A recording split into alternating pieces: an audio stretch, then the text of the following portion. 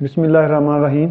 अस्सलाम वालेकुम अज़ीज़ तलबा तालबात, आज हम BS एजुकेशन का सब्जेक्ट हिस्ट्री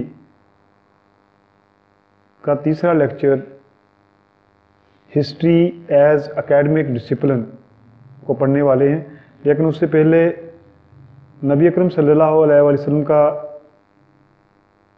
इरशाद है कि जो फ़र्द एक बार मुझ यानी कि मोहम्मद मुस्तफ़ा सल्लल्लाहु अलैहि वसल्लम पर दरूद पाक पढ़ता है, उसके 10 गुनाह माफ़ हो जाते हैं, 10 दर्जात उसके बुलंद हो जाते हैं आम इंसानों से, और 10 उसको नेकियां अता की जाती हैं। तो आप दरूद शरीफ पढ़ लें 2 बार। कॉलेज में मेरी यही रूटीन होती है, वहाँ तलबा को लेक्चर देते वक्त लाजमी पढ़ाता हूँ। आपके पहले 2 लेक्चर्स में ये दरूद शरीफ मिस हो गया था। बिस्मिल्लाहिर्रहमानिर्रहीम अल्लाहुम्मा सल्लि अला मुहम्मदिन व अला आलि मुहम्मदिन कमा सल्लैता अला इब्राहीम व अला आलि इब्राहीम इन्नका हमीदुम मजीद।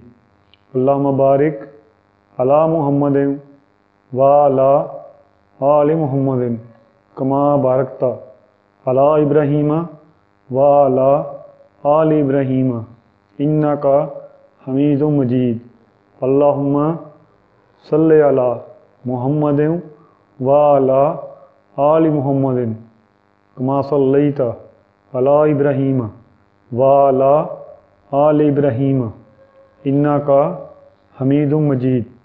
अल्लाहुम्मा बारिक अला मुहम्मदिन व अला आलि मुहम्मदिन कमा बारकता अला इब्राहीम व अला आलि इब्राहीम इन्नका हमीदुम मजीद। तो अज़ीज़ तलबा, नॉलेज का जो ताल्लुक़ है वो मुकम्मल तौर पे हिस्ट्री से ही है। दुनिया का कोई भी इल्म, एजुकेशन हो, इंग्लिश हो, लाइब्रेरी साइंस हो, सिविक्स हो, पॉलिटिकल साइंस हो, बायोलॉजी, केमिस्ट्री हो, मैथ हो, इन तमाम का ताल्लुक़ हिस्ट्री से है। तो हम ये कह सकते हैं कि without study of the history we can not understand present knowledge, we can not understand every kind of knowledge. तो आज हमारा topic history as academic discipline, कि विदाउट हिस्ट्री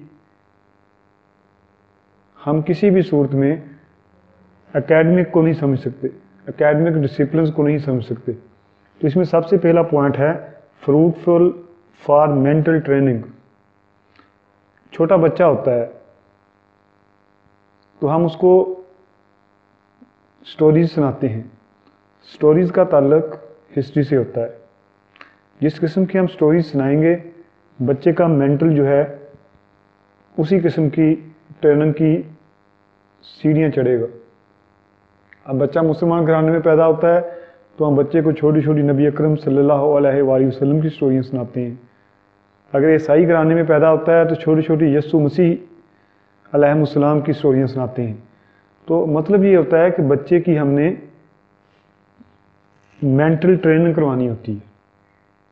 तो फ्रूटफुल फॉर मेंटल ट्रेनिंग, अगर हम हिस्ट्री की stories को सुनाएंगे, हिस्ट्री की स्टोरीज़ उसको पढ़ाएंगे, तो हम उसकी इमोशनल ट्रेनिंग भी कर सकते हैं। ठीक है, history is better for emotional training of students, history is better for mental training of students. History is a path of find to man's future, कि हिस्ट्री के ज़रिए हम मैन का फ्यूचर पा सकते हैं, मैन के फ्यूचर को ब्राइट कर सकते हैं। इसके बाद है इजी। इस ट्रेनिंग में हम क्या कर सकते हैं? Easy to understand social values, social problems, political problems, economic problems and religious problem. History के ज़रिए हम तालीमी मैदान में, in the educational field, we understand problems of social, political, economic and religious। तो इसके ज़रिए हम आसानी के साथ क्या कर सकते हैं कि सोशल वैल्यूज़ और सोशल प्रॉब्लम्स को समझ सकते हैं और अपने आने वाले बच्चों को एजुकेशन एकेडमिक के ज़रिए समाजी, सियासी, माशी, मजहबी मसाइल के ऊपर रोशनी डाल सकते हैं। इसके बाद दूसरा पॉइंट है cultural and social values. Academic history के ज़रिए हम क्या कर सकते हैं, बच्चों को अपनी सकाफ़ती और सोशल वैल्यूज़ के मतलब बता सकते हैं।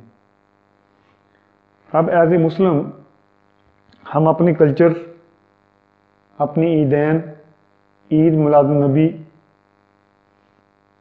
का बता सकते हैं एंड सोशल वैल्यूज़ और अपनी समाजी वैल्यूज़ बच्चे तक पहुंचा सकते हैं। With history, it is unable to understand that the transformation in human history were brought about change of habits and of innovation. We enable one of the main motives of history teaching has been to convey to the pupil the rich heritage of the mankind।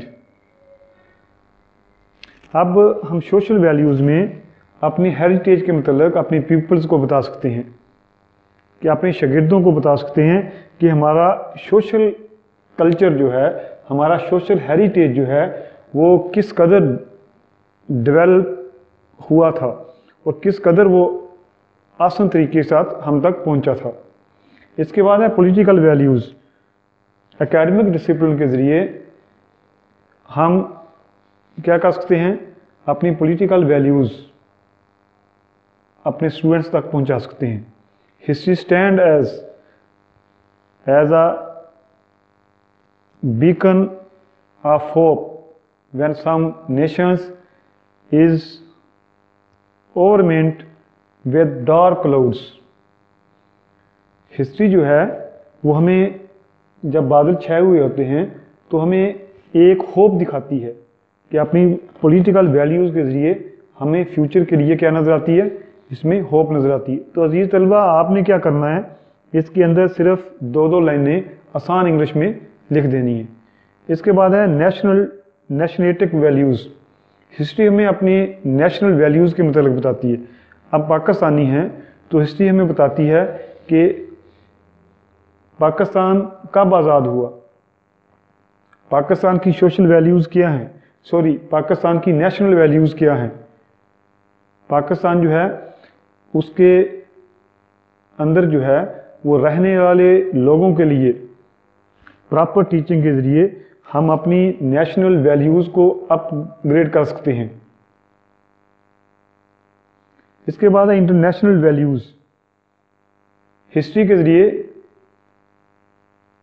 हम अपनी international values,